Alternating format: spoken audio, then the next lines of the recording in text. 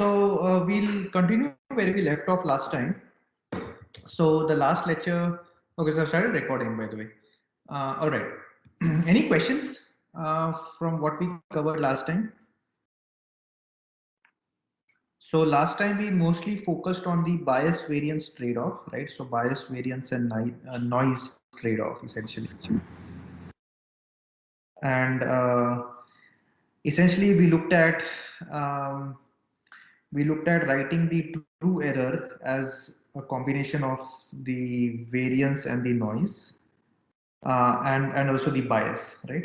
So essentially, this was the main result, right? So we have essentially the expected test error, and of course this was analyzed with just a kind of linear regression setting, but very similar analysis holds for any machine learning model, really, right? So you have basically the expected test error. You can kind of decompose this as the variance, right? The variance between the different classifiers trained on the instances of the data sets. So basically, how different is the I mean, from a model perspective, right, and from a distribution perspective, and from the size of the data perspective, right? How different are the different instances of the models, right? So this is in some sense the model specific variance. This is the inherent noise that is there, which comes from the labeling noise, right? And this is the bias. So the bias is really how good of a fit is the hypothesis function H with respect to the true label. Okay. So we looked at all of these scenarios, which is low variance, low bias, high bias, low variance, and high bias, high variance, right?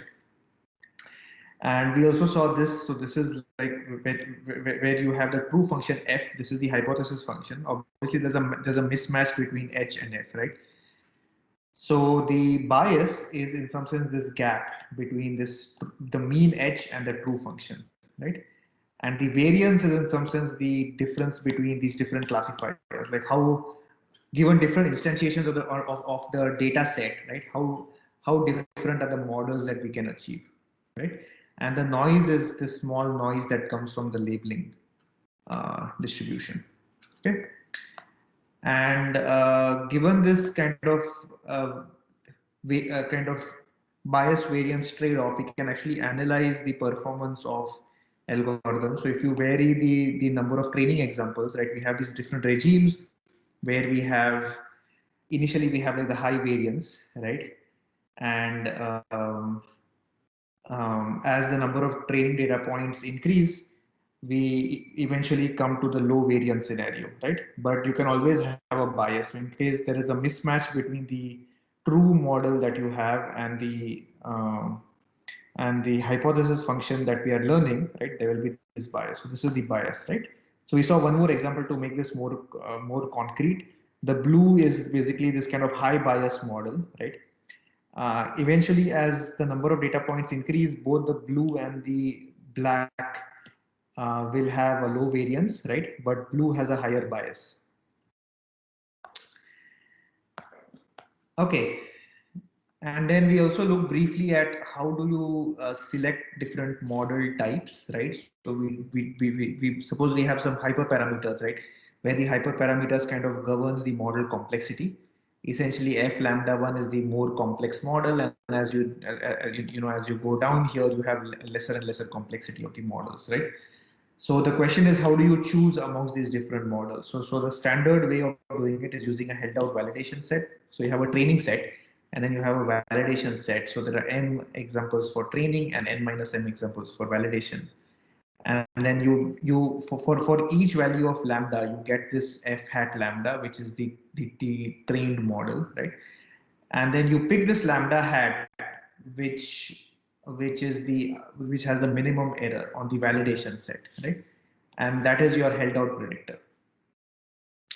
Um, we also saw that the problem with this is that if you just take one validation set, for some reason your validation set may not be a good representation, or you might just be statistically kind of unfortunate to pick a somewhat not such a good validation set, right? So in that case, a kind of more stable method is to actually to consider this k-fold cross-validation, where we actually split the data into k-folds and have k-1 folds for training and one of the folds for validation. So basically, folds is like partition, right? So these are like different partitions. So this is partition 1, partition 2, partition 3, partition 4, and so on, right? So in the first run, we will have like partition 1 for validation and partitions 2, 3, 4 used for training, right? And so on and so forth. So we get these different models, right? And then we will essentially take the average of the errors on the test set, right? So then we essentially get this kind of f hat 1 over here, right? And for each choice of the lambda configuration, right, we get the training error on 1, right? Similarly, we get the training error on 2. And for a given lambda, the error would be the average error over the different folds, right? And we would pick the one that has the minimum average error. So this choice of lambda would be more stable as such, since it's seeing multiple validation sets. Okay, so yeah, so let's see if you have any questions on this.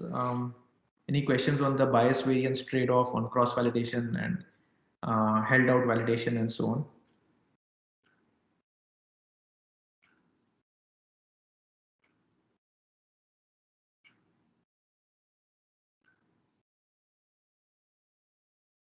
Okay, the third homework. Yes, yes. So the third homework, I'll be putting it up today. Yeah, so sorry about the delay. The third homework will be coming up today. So it's almost ready. Yes. Any other questions?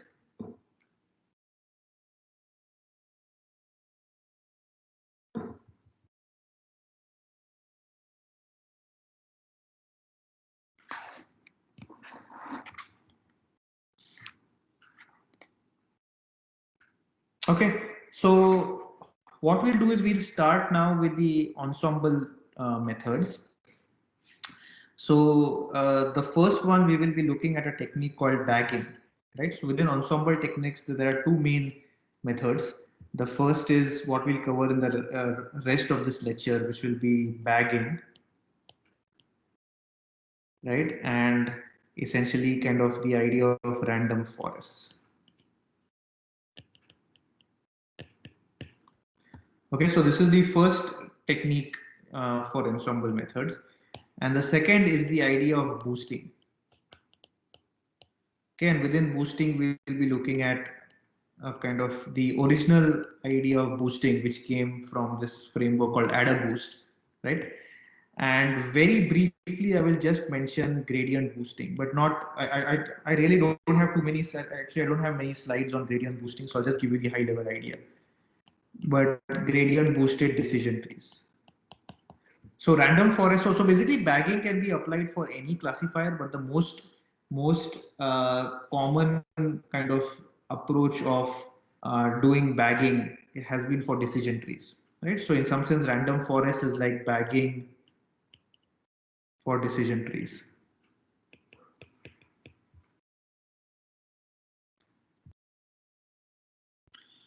Okay, so we'll start with the bagging idea. Okay, and I think this is what we will probably focus on today, and probably at least part of the next lecture on Wednesday. Okay, so if you recall, right, we saw the idea of the bias variance trade-off, and essentially ensemble methods are driven by the motivation of reducing the bias variance trade-off, right? So in some sense, the first idea of bagging is not really significantly affecting the bias as such, right? But it is directly trying to attack the variance, right? So imagine you have a relatively more complex model, like a decision tree, right? So we saw when we studied the decision tree, the decision tree is a very powerful non-linear model, right? Extremely simple to learn, extremely simple to kind of understand and get to work, relatively speaking. It's a much richer class compared to things like linear, logistic regression or support vector machines, etc., right? Or even linear regression for regression case. So decision trees, which can be applied both for regression and classification problems, are extremely rich class of models, right? But the problem with decision trees is that decision trees can very easily overfit, right? In particular, if we increase the depth of the decision trees, right, then you can easily overfit and kind of get zero training error, right? But you would be very poor on the test error. Okay, so that is where the idea of bagging comes in. So the question is that given this relatively more complicated and kind of low bias model, right? So assume we have a low bias model,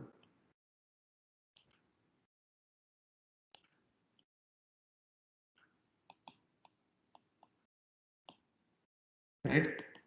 Example decision trees. So given such a model, the question is how do you reduce the variance? Okay. So this is in some sense the simplest idea that is kind of known to statistics, right? And the idea of averaging, right? So we have seen this multiple times. This is in some sense the idea of the law of large numbers, right? So essentially, given several instances, right? And I take the average of these instances, right? By taking this average, we are actually reducing the variance by a factor of n. Okay, so this is a very simple operation, right? So I have n IID random variables. I'm creating a new random variable, okay, which is like z hat, okay, and this random variable is going to be an average of these n random variables, ci divided by n. Okay, so I can kind of sample different random variables z1 to zn, right? And given these different random variables, I get different instances of this random variable. I can call it z hat n, right? Because z hat n essentially depends on n. Okay, so z hat n itself is a random variable, right? So the so the question is that what is the variance of z hat n? Okay, so if the variance of zi is v, right? So say each of the say variance of zi is equal to sigma square, right? For all I, then the variance of z hat n is going to be sigma square by n. Okay, so if n is very large, the variance is going to significantly drop. Okay, so this is this very basic idea that we are going to try to use.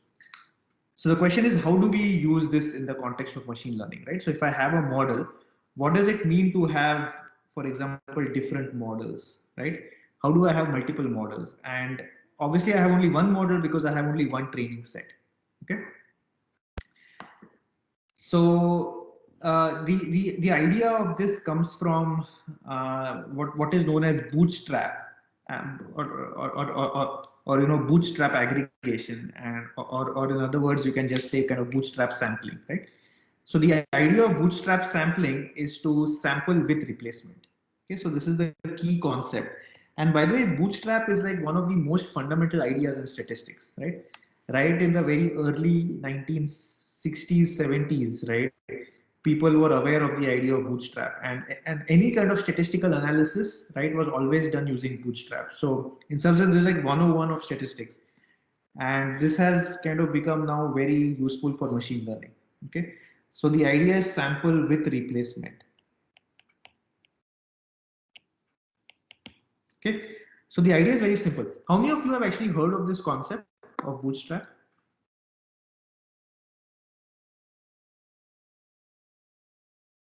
Okay, so few of you have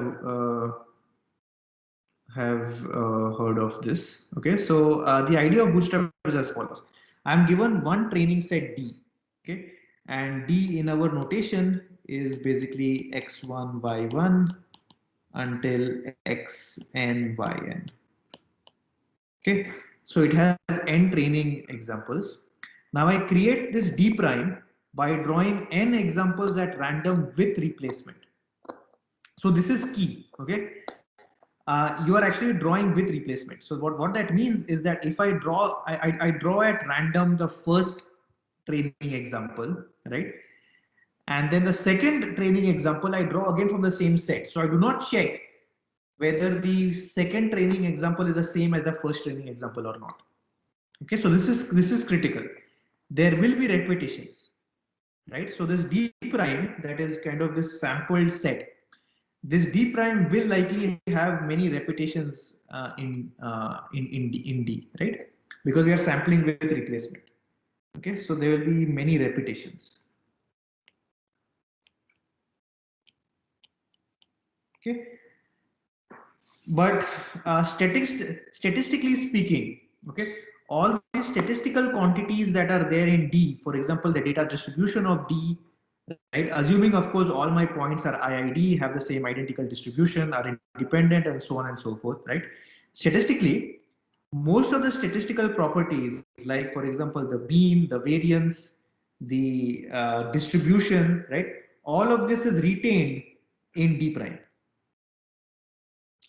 Okay, and the other nice thing is that through this technique we can actually get many different data sets of D, which are, of course, they are kind of in some sense repetitions, but they are not exactly the same as D, right? So I'll give you one example here. Okay, so if suppose D is a data set which contains 10 training data points, right? 1 to 10. Okay, now when I'm creating this D prime, suppose I create a D prime 1. Okay, when I'm creating a D prime 1, I sample the first guy, right? Say I sample 5. Okay, randomly at random, you kind of uniformly at random, I sample one example from this. Okay, sorry.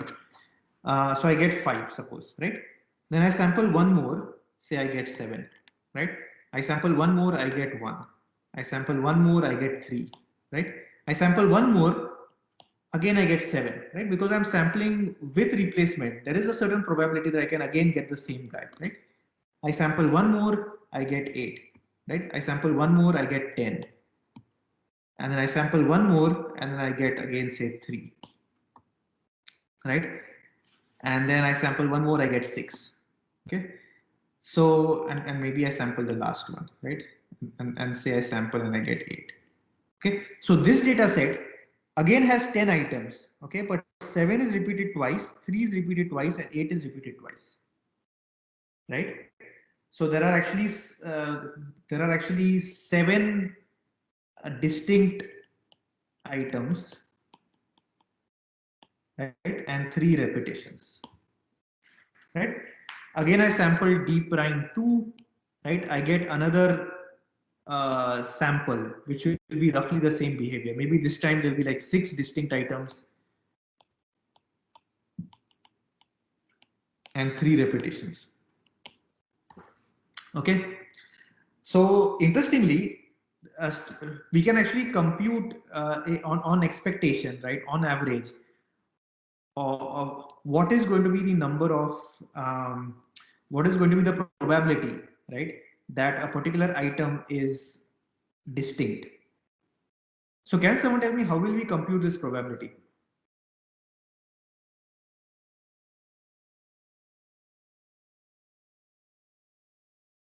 Any idea?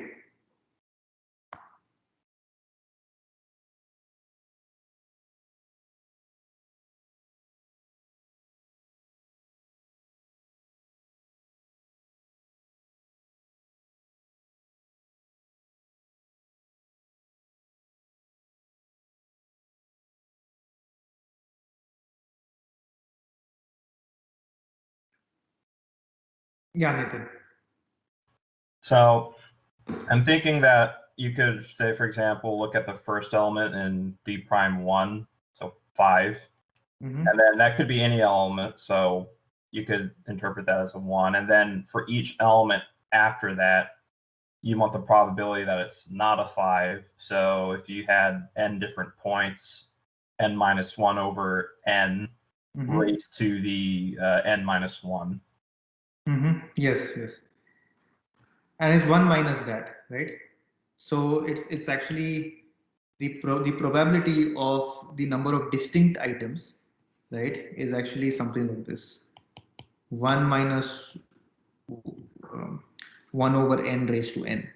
Okay, and this item, this quantity, right, is for large n is approximately 0.63.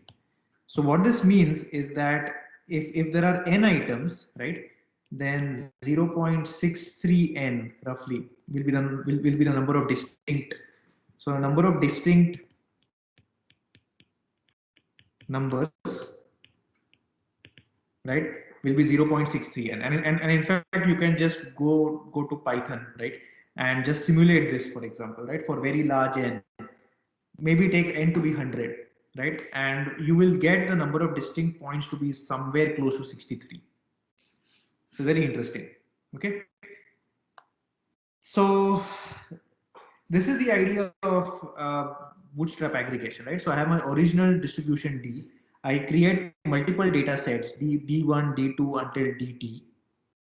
Okay, and for each DI, I actually build my classifier. Okay, so I'm training my classifier on this data set DI. Again, DI has repetitions in it, right? But that's fine. I can still train my classifier on these n data points. Even if one data point occurs multiple times, that's okay, right? I just basically consider that twice in my data set and still learn the model. Okay, so I have these multiple classifiers C1 until CT, right? And then once I have these multiple classifiers, somehow I want to combine these classifiers, right, and obtain this combined classifier C star. One simple way of combining, right, is to take majority vote, right?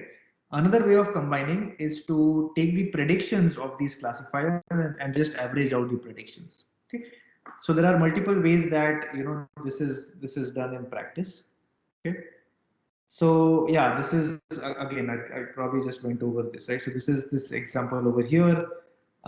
Here, for example, if you see 7 is repeated twice, 8 is repeated twice, and I think that's it, right? So here there are 2 repetitions. In this case, 1 is repeated 3 times, right? And then actually 1 is repeated 4 times in this particular sample, right? So there are actually 7. So the number of distinct items is 7. Here the number of distinct is 8, right? And so on and so forth, right? So like this, you can actually get these different bootstraps. So the probability is 1 minus 1 over n of not being selected, right? So the expected number of distinct data points is n into 1 minus 1 over n raised to n, right? Which is roughly n into 1 minus e raised to minus 1, because this quantity, right, approaches e raised to minus 1 as n becomes large. So this is roughly 0.63 multiplied by n.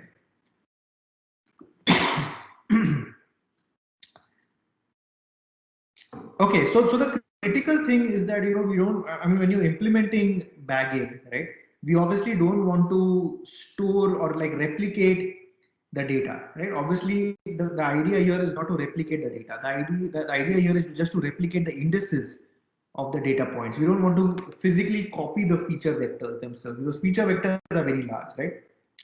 Imagine you have 1 TB, the data set is of size 1 TB, right? And each bootstrap sample will be like 632 GB, right? The number of distinct points will be 632 GB. So obviously we don't want to kind of replicate this data, and you should not replicate the data. Okay. Okay. So with decision trees, okay. So the kind of simplest or kind of most obvious way to apply bagging that people have used is with decision trees, because as I said, decision trees are in some sense a low bias, right? So if you have a reasonable depth of a decision tree, right? We have a low bias model. Okay, and the question is that, okay, I have a low bias model. How do I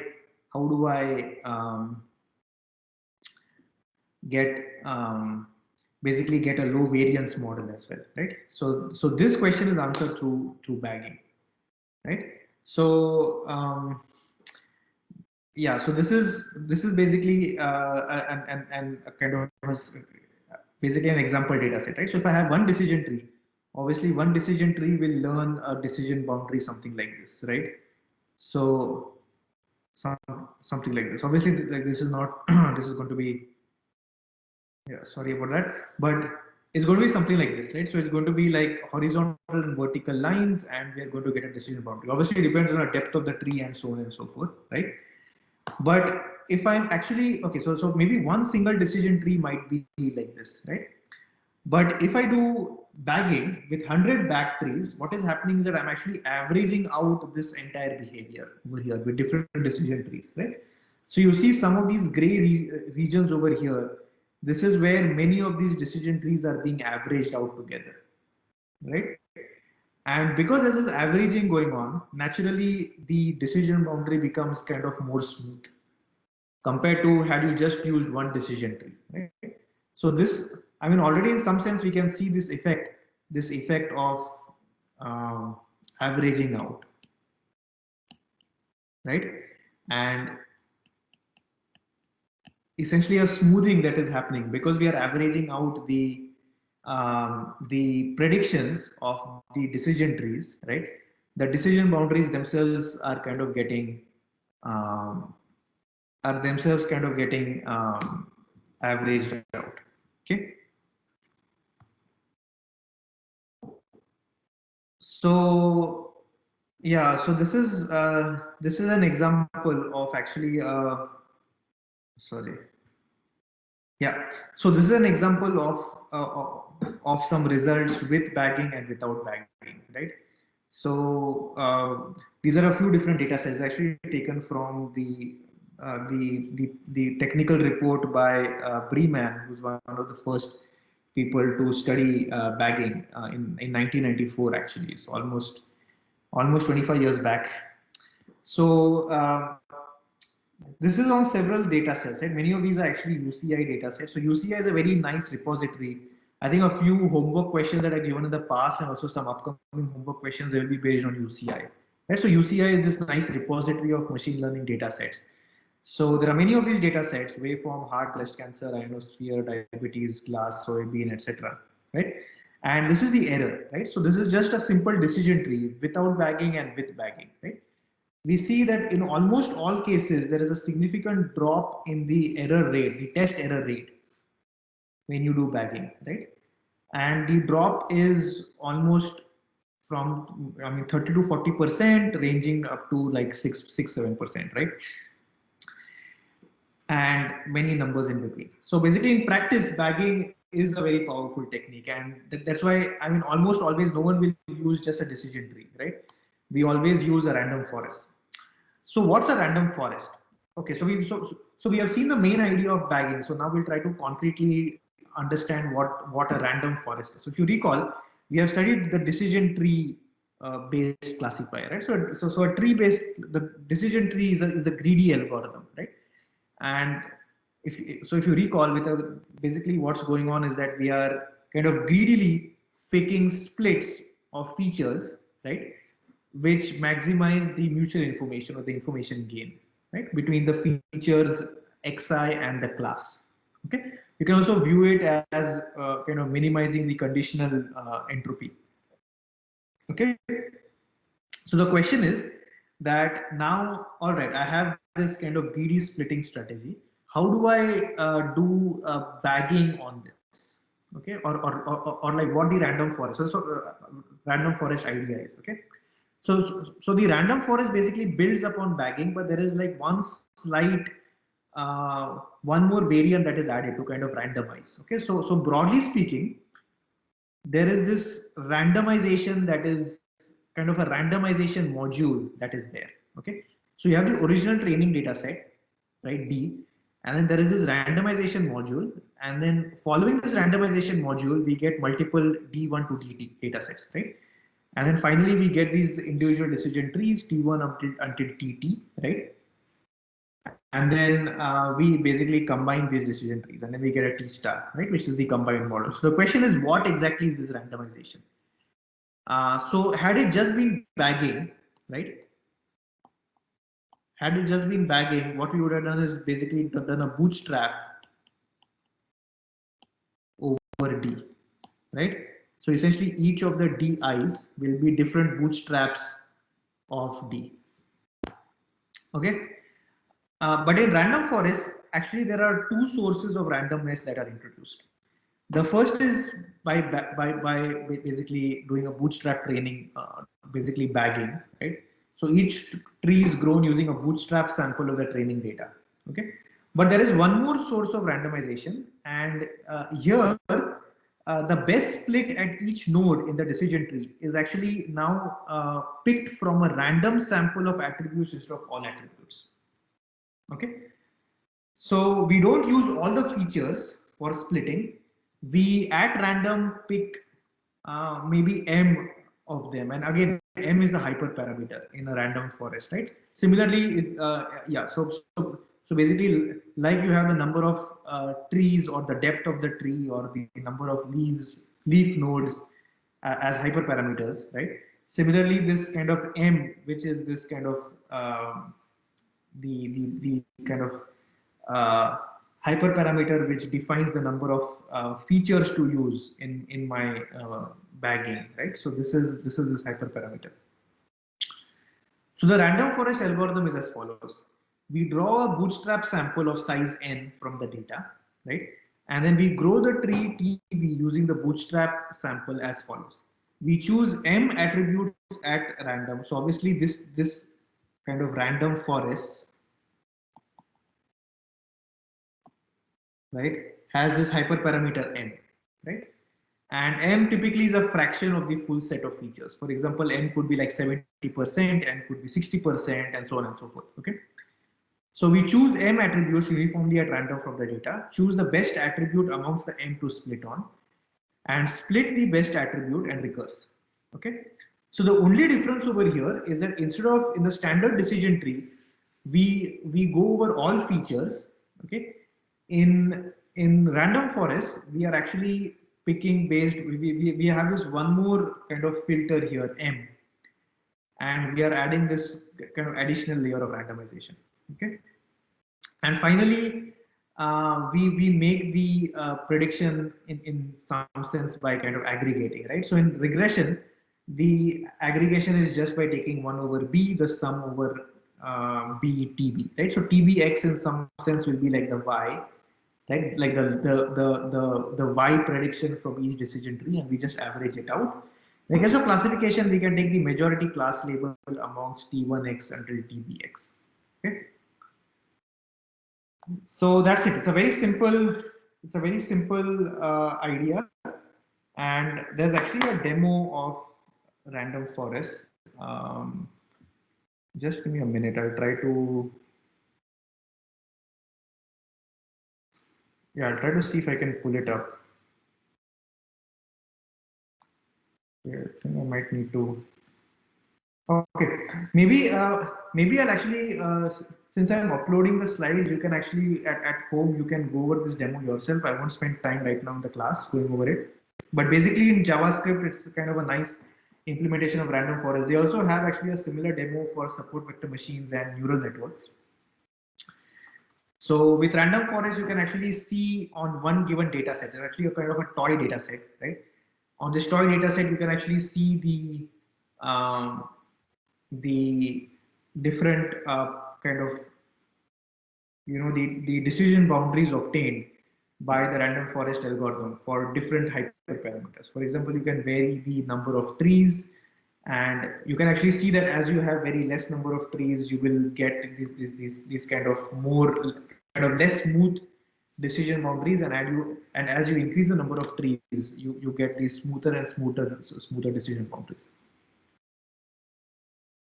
Okay, so are there any questions until now? Yeah, Nathan.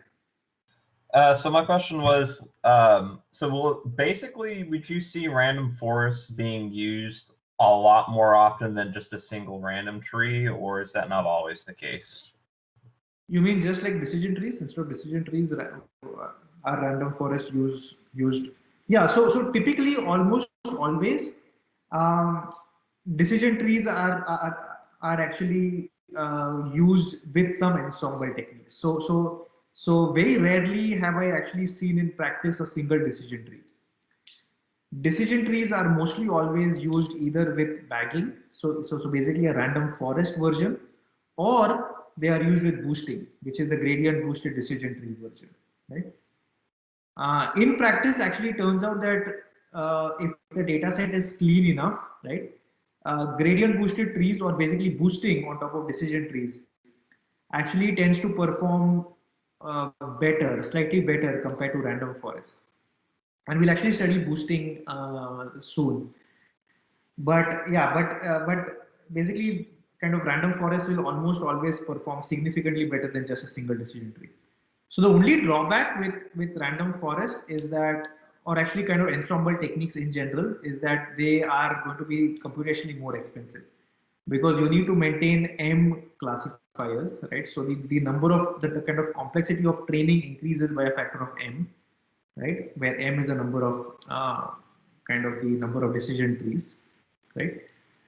But the flip side is that if the application is okay with increasing the training and the prediction cost. So it's not just the training actually, right? Because even at prediction, we need to actually compute, we basically need to go over these B decision trees, right? So if the number of decision trees is B, the complexity is going to be order of B times the complexity of T for where T is the prediction for each tree, right? So that's the only drawback. Otherwise, it's going to be much better.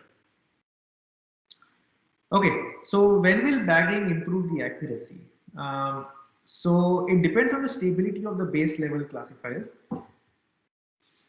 If the learner is unstable, and then so basically what we mean by unstable is a small change in the training set causes large change in the output hypothesis, right? Then um, very likely we will actually see that bagging helps significantly, right? And this is exactly the case with decision trees, because decision trees have a kind of inherently this greedy nature, because of which they pick oftentimes more unstable basically have unstable predictions, right? And typically, if the number of parameters is large, so if the number of for example, the number of leaf nodes is large, right? The decision tree can actually have a large variance. So if you take different bootstrap samples, the variance in a decision tree can actually be large, right? But essentially, what bagging is doing is that it is kind of keeping the same bias, right? And it is keeping the same bias, but it is significantly reducing the variance for free. So this is kind of the neat idea of bagging. Yeah. So Ashish, you have a question. I've come across this hyperparameter out of bag samples for generalization in scikit-learn. Can you describe what I see? So I don't exactly remember what out of bag samples is for generalization. Maybe I'll just double check and get back to you. So I don't actually remember this.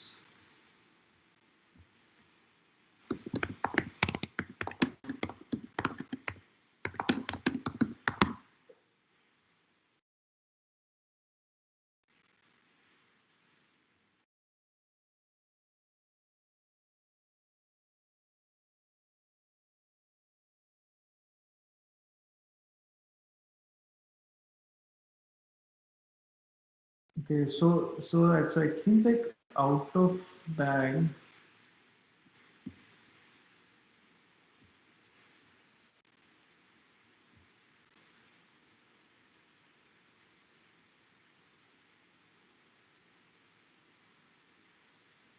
Okay. So I think from what I understand, I need to take a look at this more carefully. But out of bag, what out of bag seems is that you basically take different kind of bootstrap samples, right? And then you basically kind of analyze the performance of these bootstrap samples across different bootstrap picks, right? And that essentially gives you some kind of a notion of generalization, right? So it's very similar to cross validation, and in some sense, this kind of naturally comes from something like bagging, where we have multiple bootstraps. So we have these multiple bootstrap data sets, right? And you can actually kind of do something like a cross validation on these different bootstrap data sets and compute the error and accuracy on these data sets. So this is what I believe it is, but let me again go over it more carefully, and I'll probably get back to you. Okay. Yeah, thank you. So will it be like doing it for all the individual decision trees? Sorry. Will it be like Do No, it I think for this is all the typically, individual fields? no, I think this is typically done on the final model, is what I think. But Okay. again, I think I'll have to take a closer look. I believe this is probably done on the final model. Yeah. Yeah, sure. Thank you. Okay. So bagging can help unstable procedures, but could hurt the performance of stable procedures, right? So, for example, if decision trees is this kind of ideal example of this scenario, right, where you have essentially this case where you have a low bias, right, and you have a high variance. But oftentimes, if you have something that is inherently stable, right, so something that inherently has a low variance, then there is not a significant gain that will come from something like boosting. Okay, and in that case, it really, I mean, it's advisable not to really do boosting. I mean, sorry, bagging, because you are kind of unnecessarily increasing the computation complexity as well. Okay. Okay, so let's see. I think this was the end of this bagging lecture. So we'll move on to boosting. Are there any questions? Any other questions on bagging random forest? Yeah, Nathan. So I just want to make sure the general idea of coming up with multiple models and then taking the average or the majority vote is, again, the fact that if you have a bunch of identically independent distributed variables, you get a bunch of them, you average them out, the variance tends to decrease. It's just that same idea is applied here, but perhaps in these slides, it wasn't explicitly shown why that is, other than just the general intuition. Is that right? Yes, that's correct. That's correct. So you need to go over a little bit more math to actually prove that things like the statistical performance and the modeling performance actually reduce. Also to prove that the variance actually reduces, right? And the way to actually show this is by looking at the error as a random variable. So if you recall, right, in a lot of our bias variance trade-off, we have been looking at error itself as a random variable, right? So essentially, we have this error of D, of a data set D, right? And given a random data set, this is basically the random variable that we care about, right? So the idea is as follows: that now in the case of bagging, right, or basically bootstrap,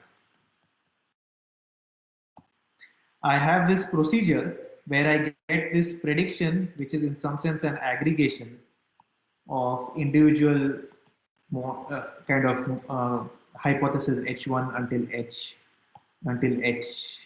HB, suppose, right? Say in the case of regression, for example, if this is a regression, then this is just going to be H prime of X is going to be like an average of I from 1 to B, HI of X divided by P, right? So then what we basically want to show is that if I have this error of H prime, right, then this error of H prime somehow, right, is also averaged out. And this is the true generalization error, right? So basically, if this is like the error HI, right? Sorry,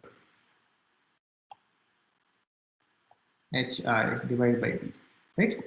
And this is nothing but essentially the sum over I from 1 to B, E di, right? Where you can define E of D of H to be basically so basically, given a hypothesis H, this is the error with a data set D, right? So this error, the error of H prime is the sum of I from 1 to B, error of H of di divided by B. Okay. So this quantity, what we can show is that if we want to come up with again, I'm not going to show this explicitly, but if we want to come up with a bias variance, so we have the true error, right? if you recall, we have the true error is basically this bias term plus variance term plus noise, right? So suppose we have this, in the case of H, we have the error of H, right, to be the bias of H, right, plus basically some variance of H plus sigma square. Okay, so this is the bias variance noise decomposition of the hypothesis H. This is just a single hypothesis. Okay, now with bagging, if I have the error of H prime, what will happen is that the bias will roughly be the same, right? So the bias is going to be the same, but the variance is actually going to significantly reduce. So the variance of H prime is actually the variance of H divided by B plus sigma square. So this term we can't really do much, right? This term is kind of the inherent noise that is there in the labeling process. This term is basically the goodness of the hypothesis. So assuming that my hypothesis itself has like a close to zero bias, right? Then what the goal is that without significantly increasing the number of data points, this is a kind of a cheap way of significantly reducing the bias. Does it make sense to everyone?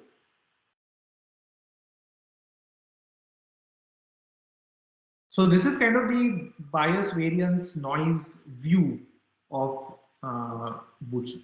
kind of bagging. Okay, so I'll call this.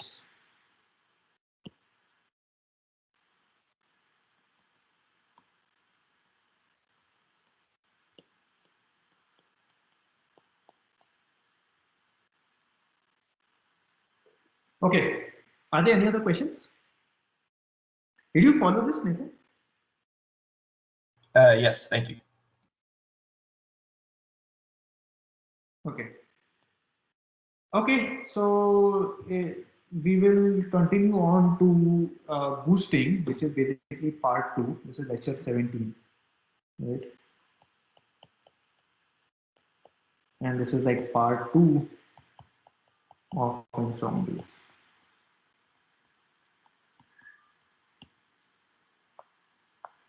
So last time, I mean, not last time really, basically the last lecture, which was which we basically covered in the first part of today's lecture. We looked at basically bagging, right? So variance reduction via bagging, generate new training data points, learn a classifier, combine the classifiers, right? So this is going to be now kind of a very similar idea that we want to have multiple classifiers, right? But the technique of creating this is different. Okay, so this is what we'll be seeing today in boosting.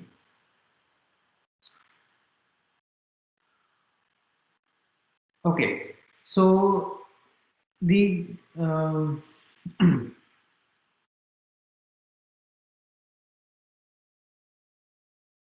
yeah, so the idea here is that if we are seeing certain patterns in data, right? The idea of boosting is kind of if you are making okay, so suppose the learning algorithm over time, right, is doing well on certain pieces and not doing that well on other pieces, right? The idea of boosting is in some sense kind of upweighing or boosting these different examples so that we can help learn the model in the cases where it is actually suffering. Okay. So in some ways, this is the high level idea that boosting tries to do, and we will be kind of looking at this from simple starting point of just kind of the linear setting, which we'll call AdaBoost, right, which is adaptive boosting. And then we will be kind of looking at this again at a very high level. I will kind of give the idea uh, for decision trees, right? Basically gradient boosted decision trees. So so the idea of boosting, right, kind of relies on this notion of a weak learner. And the weak learner is that you have a kind of a very simple classifier, which in itself is not going to be good, right? So, for example, a very simple classifier is just one decision stump. Okay, So a single decision stump is basically going to kind of separate this side into positives, right? And going to separate this side into negatives, right? Another decision stump could be something like this, right? Again, sorry, I used a different pen, but again, it's kind of separates, say, this region into one of the classes and this region into another class, right? So we have this very simple learners called weak learners, and the question is that with these weak learners, how combine these multiple weak learners using the idea of boosting, so that I can get a very strong learner in the end. And interestingly, this was actually shown um, from a theoretical viewpoint in the 90s and the 80s, right? And it's kind of interesting that a lot of theory was actually shown for weak learners, right? But today, actually, boosting is used with even not so weak learners, right? So, for example, I mentioned about gradient boosted decision trees, right? So even if I am actually using decision trees, not just decision stumps, right? The idea of boosting still works. The theory, on the other hand, is a little bit more complicated. So it's not clear how we can show this same results that we can show for weak learners to extend for like stronger learners. But the intuition still carries over, right? So I think we'll kind of focus again more on the intuition aspect. Right. Okay, let's see. So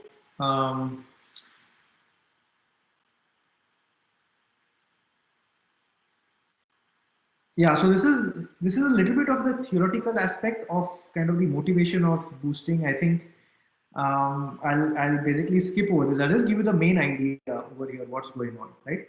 So in some sense, the kind of strong packed learning setting is where we want to show that with high probability for any distribution with kind of large enough samples, we can find a classifier with arbitrary small error, right? And there is also kind of a weak pack learning setting, right? Where we don't necessarily require the classifier to have an arbitrarily small error, but we are fine if the classifier at least is better than random, right? So in the case of binary classification, we are at least doing better than 50% for binary classification. So this is in some sense the notion of a weak learner. Sorry, weak learner. Right? So the theoretical question that boosting started off with, and this was, by the way, kind of very again kind of very nice work, kind of seminal work by Freund and Shapire in, I think, in the 1990s is when they actually had the first kind of add a boost, basically boosting idea, right? And following that, again, there was like basically many papers that came out, building upon boosting. I think today AdaBoost is not as commonly used, but if you were to look at non-deep learning algorithms, right, one of the most powerful framework of algorithms is actually gradient boosted decision trees, right? And in industry today, for example, GBDTs, which is gradient boosted decision trees, are one of the commonplace models used, right? In fact, deep learning many times is not used because and particularly for tabular data, right? So if you don't have like vision or speech or natural language data, but you have really more common data like customer records or you have click records or something like that, right? Basic tabular data, then gradient boosted trees are actually a very nice kind of models that are actually used even today in industry. Okay, so the theoretical question that boosting tries to answer is, does weak learnability imply strong learnability, right? So can we apply some combination of weak learners so that with enough number of weak learners, right, each of them can only get slightly better than 50%. But with enough number of these guys, we can actually get something that has an arbitrarily small error.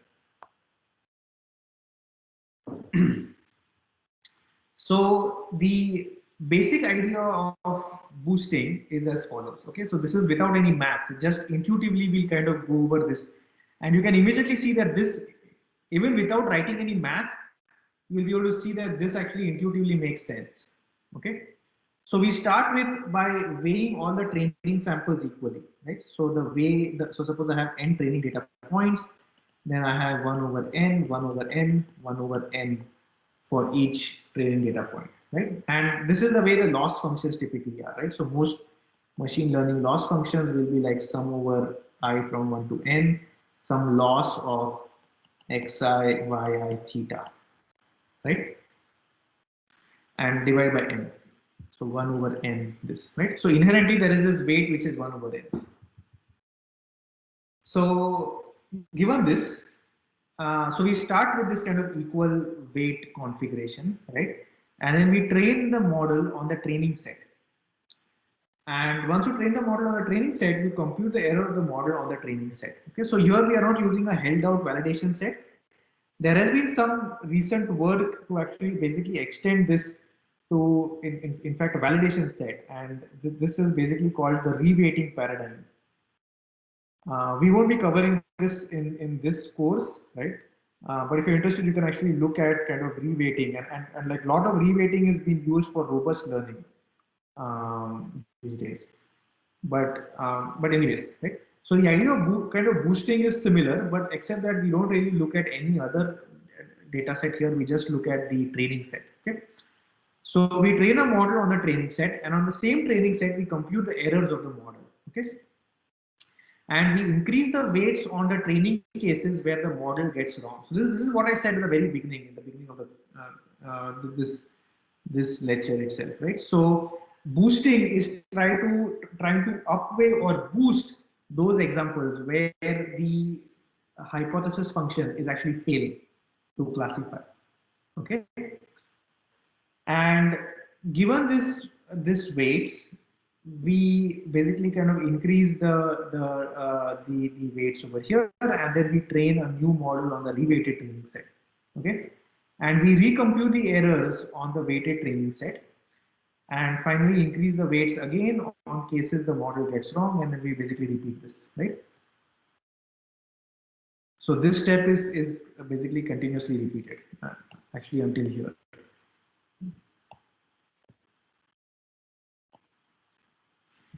So essentially now we have, we basically increase the weights and then we train a new model, right? And then again we recompute the errors and then we do the reweighting again, right?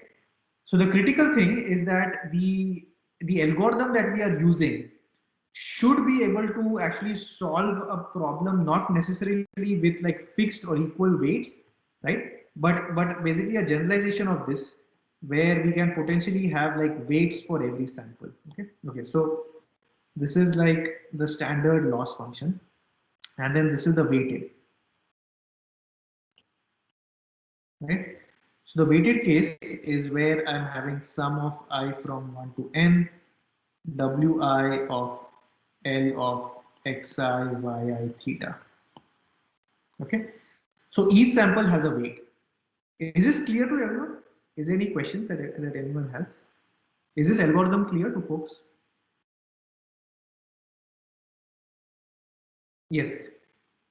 So again, it starts out equally weighted. That's what the 1 divided by n means. But then as the algorithm goes on, the weights start to become less uniform, and instead they're applied more to each sample.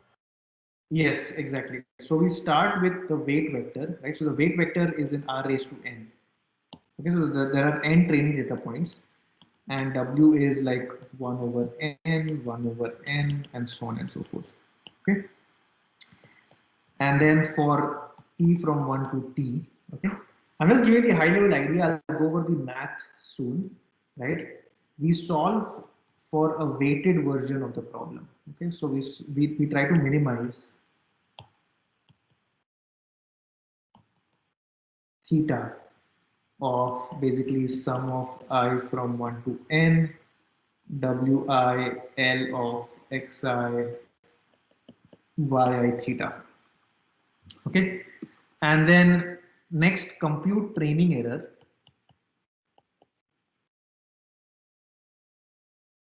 on samples I from 1 to n. Okay, so this is step A, this is step B, and then next you update the weights using errors. How we update the weights, we will go over soon. Okay, so just assume that some way magically we are updating the weights using the errors, right? Obviously, we want to increase the weights if a particular sample has a large error, right? So that weight needs to be increased potentially, right? And that's it, right? So once we update the weights, and then we basically kind of proceed back to A. So we repeat steps A, B, C, and finally we will return um, theta. Okay. So there is one small caveat over here that I will go over. Essentially in kind of understanding what these weights are and what exactly these weak learners are, right? And kind of going over the details. But this is the basic paradigm, and now we'll actually try to instantiate this explicitly. Okay, so are there any questions? Any other questions?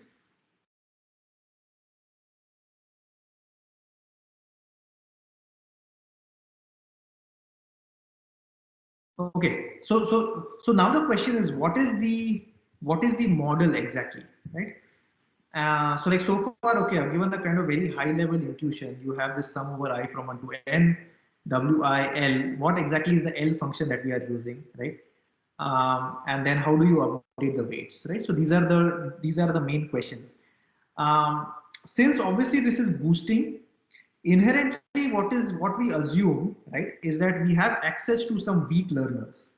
Okay, so in this case, h1x, h2x until hmx are weak learners, right? And each of this wn1, wn2 until wnm are weight vectors. Okay, so these are vectors. So in some sense, these are weight vectors where each hix is obtained by optimizing a weighted combination um, of error terms on the training data, right? So each of hix, so okay, so actually I should have made things a little bit more concrete here. So minimize h, and then I will set this to be ht. Okay, so this is the hypothesis T, which basically is like which minimizes h. So I'll remove theta, right, and I'll stick to this as kind of hypothesis functions, and each of these h over here. So I'll actually use e of h as the error function. Okay, think of it like a loss function, but just I'll use this notation, which is error of h as the error of the hypothesis h. Okay, so the question is that given a certain restricted family h, in this case it's a weak learner, right? It could be it could be a small decision tree, it could be a linear model, right? Or it could just be a simple decision stump. Okay, whatever the weak learner is, somehow we have this parameterized family of h, right? And now given this h, we have this we have these weights, and then we have this ht, right? And finally what we do is that we will return the final hypothesis h, which will be basically this sine of sum over I from 1 to m alpha m h m of x. Okay, so sorry.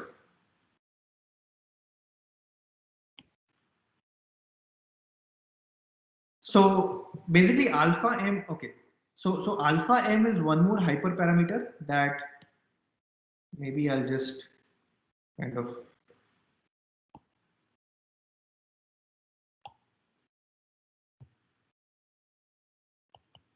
compute alpha t. Okay, and I'll actually call this t from, actually sorry, this is not t. Yeah, I mean this is t because each time we have a new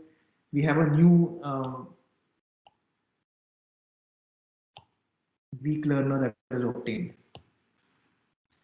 So I'll just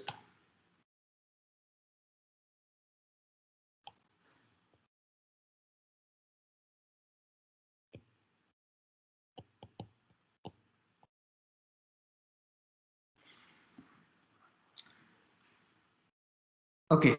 So basically coming back to this, right? Each of this wn1 until wnm are these weight vectors. Okay, so this basically I have, I'll call this actually wit. Okay, so this is the weight vectors at the tth epoch, right? And or actually I update the weight vectors for the next epoch, which is the t+1 epoch. Okay. So at every epoch, I have these weight vectors W1, W2 until Wm. Okay, and each of these Wt, right? In this notation, I've used Wt is in r raised to n, where n is the total number of data points. Okay, so I'll just actually change this to capital N. Right. So I'll just pause over here and see if the setting is clear to everyone. Is this setting clear? I have not yet, okay, so I have not yet described what these H1, H2, HMX. Assume that these are some kind of a parameterized family. Okay, so this is some model class. But assuming that I am given H1x, H2x, and I can optimize this specific model class, right? And I have these weights. This is how this algorithm proceeds. So I have these initial weights. Initially, this is like uniform. So initially the weights are uniform. I get H1x, right? Then using the errors of H1x, I update the weights and I get W2, right? Using W2, I optimize. This is like solving the optimization problem, right? Or I basically minimize the loss. I get H2x. Again, I look at the errors, right? And get W3 and so on and so forth. So finally, I have this H1x, H2x up to HMX. And then while the algorithm proceeds, I also have alpha 1, alpha 2 until alpha m. Okay. And finally, I have this sum over m, alpha m, HMX. So can someone tell me one thing, that since we are looking at the training error on the samples, do you think that we will actually overfit?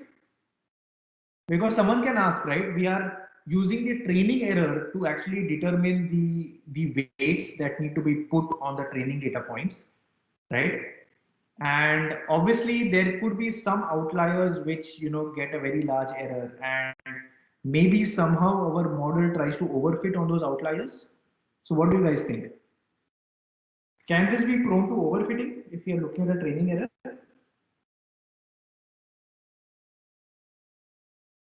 Yes, Nitin.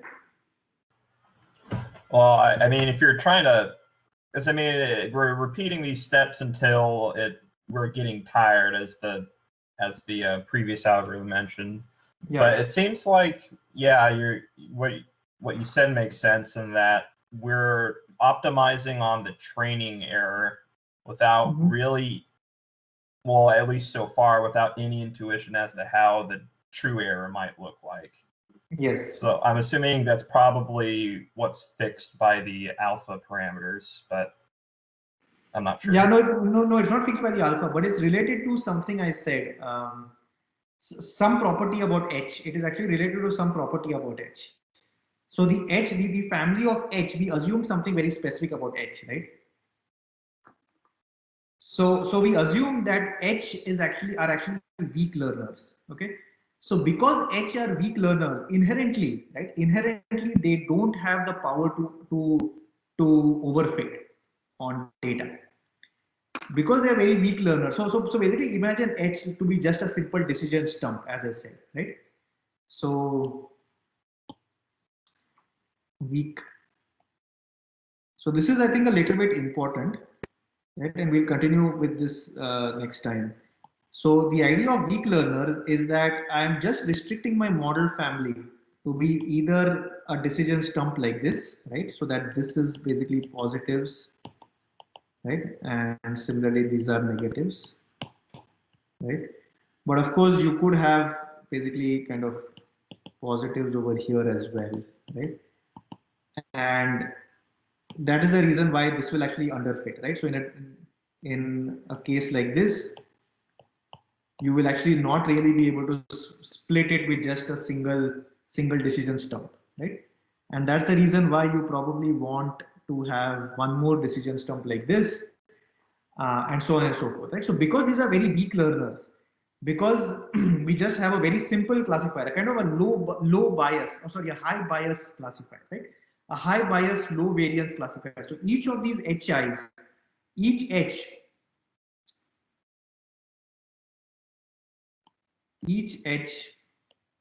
is a weak learner. So because each H is a weak learner, we cannot really overfit, and that is what boosting tries to somehow try to take advantage of. So it's of course, I think the math is going to be much more complicated. I'm trying to give you the high level idea here. That's why it's actually very difficult to prove this for more complicated scenarios like decision trees. Even though in practice, this is actually used with decision trees and it works fairly well in practice, the same intuition does not carry over, and that's why the proof becomes much harder. Yes, Ashish, you had a question? Yeah, it was the same thing. I was just wondering, like you mentioned earlier, that people have used it successfully with the not so weak learners as well. Yes. And then I was just curious as to how the algorithm works in that case with respect to overfitting. Yeah. So with gradient boosted trees, the algorithm is slightly different, right? And in some sense, it uses like the gradient of the loss. So it doesn't use the same formulation like AdaBoost. The algorithm is slightly different. So we'll go over like a high level idea of what the algorithm is with gradient boosted trees, right? Okay. Yeah, but again, I think this is a little bit of a question that people don't fully understand why. They understand the case in AdaBoost, right? And AdaBoost, there is well-known theory that supports this because you have very simple learners. Yes, Nathan. So I just wanted to make sure the boosting algorithm that was discussed before assumes that the models being trained come from a weak learner, Yes. not just any arbitrary learner. Yes. Okay. Yes. Because so actually this is one of the reasons, as we will see, one of the limitations of boosting is that it can be actually very prone to outliers and like noise, right? So if we have a lot of noisy samples, then actually bagging might be a better way to go as opposed to boosting. So this is also one of the reasons why this is the case, because we are actually providing weights to training examples. There is no way for boosting to know that a particular training example is noisy unless we have a held out validation set which is clean, right? So this is one of the limitations, that in some sense boosting is blind to the data, right? Whatever way the data is given, it will try to learn it. But if the model is less, if the H themselves is like are like low complexity, and you have like one kind of outlier which is like very far, typically the kind of low complexity kind of models do not get as much affected as by it as what a kind of decision tree would get, right? But having said that, of course, boosting does suffer if the data is noisy. So this is one of the limitations of boosting, and this is one of the reasons why why this is the case. Yeah. Okay. So basically, what we'll do next time is that we will actually look at the concrete algorithm, which is AdaBoost, right? So we will actually give now exactly what it means, what the terms are. So we'll compute the error, and I'll actually tell you the idea of how you would solve this problem in the case of a decision stump, which actually AdaBoost most of the times uses like simple models like decision stumps. So in the case of decision stumps, how to solve this, we will discuss this piece, right? And then what the actual algorithm is. So we compute the alphas here and then we update the weights, right? So these are the main steps. Once we update the weights, we basically solve the weighted combination of the loss functions. right? The question here, obviously, I've not gone over is how to optimize this.